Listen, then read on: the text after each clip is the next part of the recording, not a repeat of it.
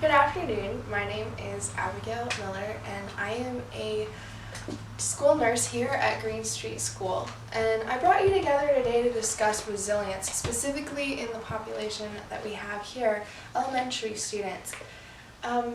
Resilience is a term that we use to refer to bouncing back from adversity, and the children I want to talk about are the children who wake up in adverse childhood experience environments such as abuse, mental illness, and neglect. So our agenda today is to discuss the need, specifically the physical, psychological, behavioral, and economic ramifications of adverse childhood experiences. Next, I'll review my proposal for working on this within our school setting. During that time, we'll discuss the budget that I propose for this project, and after concluding, we'll have time for questions. So, the need.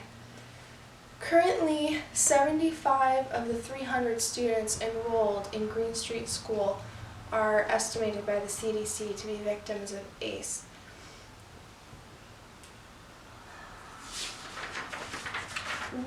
The physical ramifications of ACE can include impaired brain formation during early childhood, language difficulties, damage to socio and emotional development, mental health complications, chronic stress.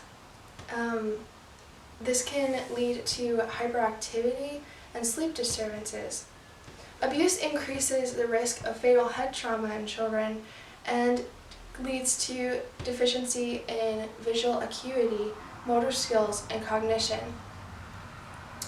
These children also have an increased risk of chronic disease, including heart disease, cancer, chronic lung disease, liver disease, obesity, hypertension, and hypercholesteremia. All of these are deadly illnesses and have a lifelong impact. Next, the psychological ramifications are also remarkable.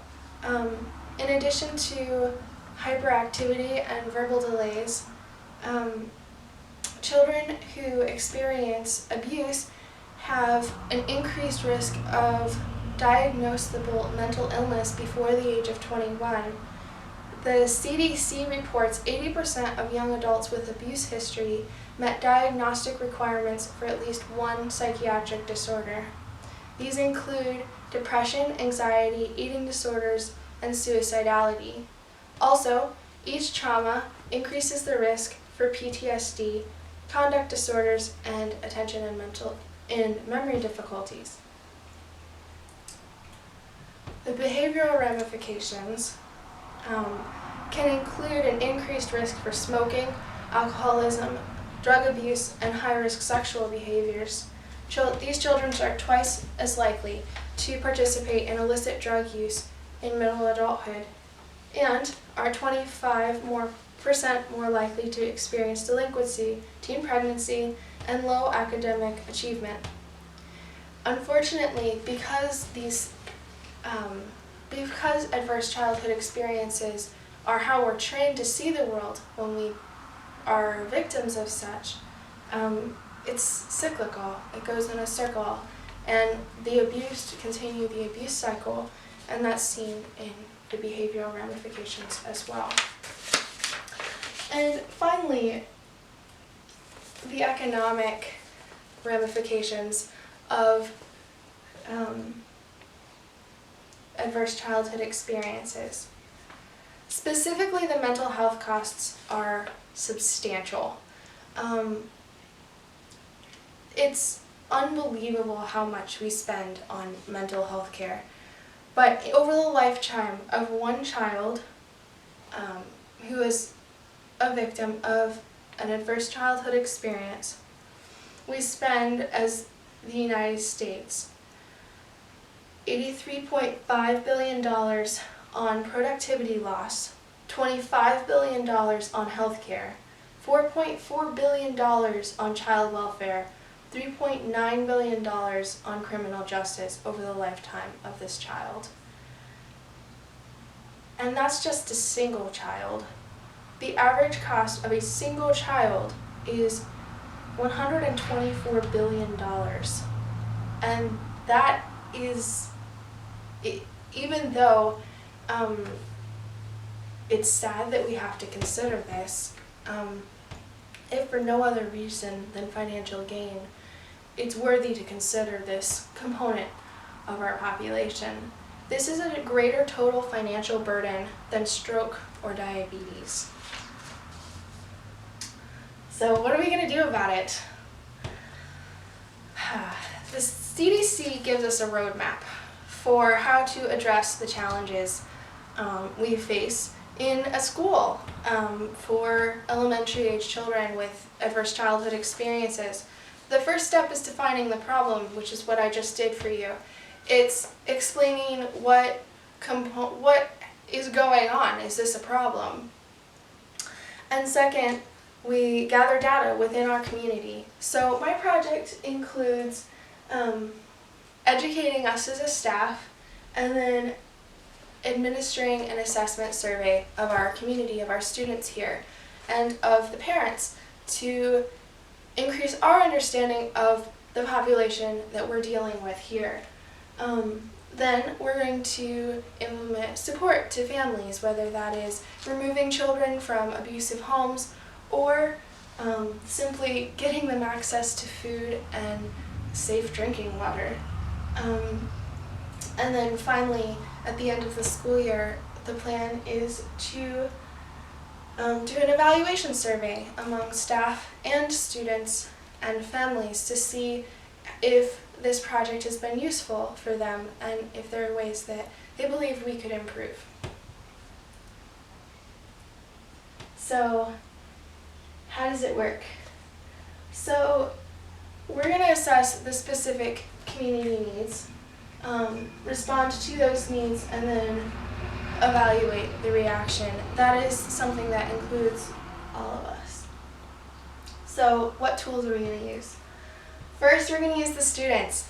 They are young, they're bright, and they are available to ask questions. Are you safe at home? Has anyone hurt you? Do you feel loved?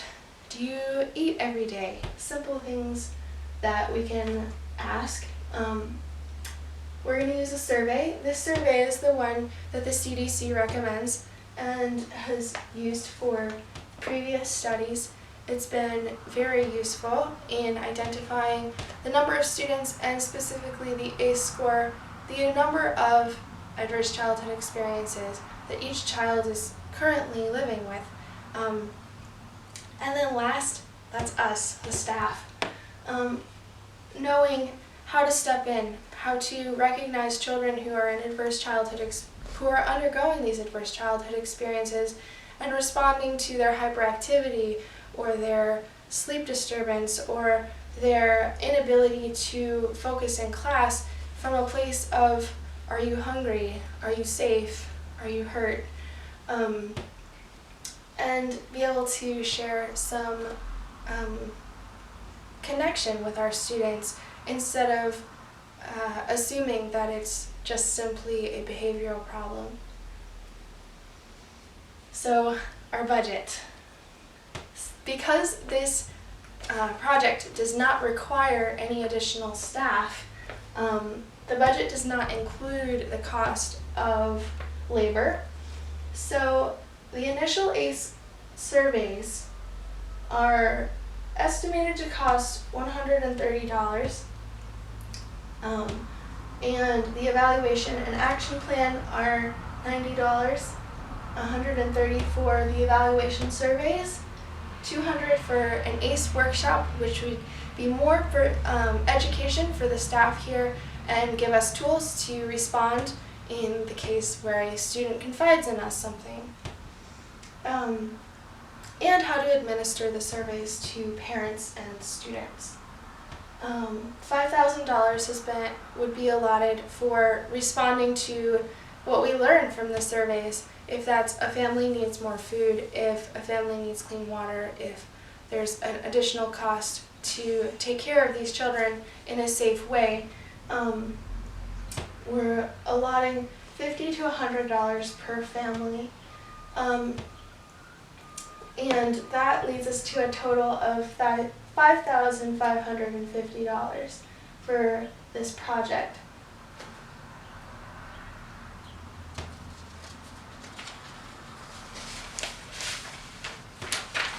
In conclusion, implementing the ACE project within Green Street School may seem like an insurmountable task. It's complicated. It gets us out of our comfort zone. We have to step out of our norm and our roles as teachers, as nurses, as principals, to recognize a deeper need within our student body, and that can be hard. It requires an enormous amount of commitment and communication between the staff here at Green Street School.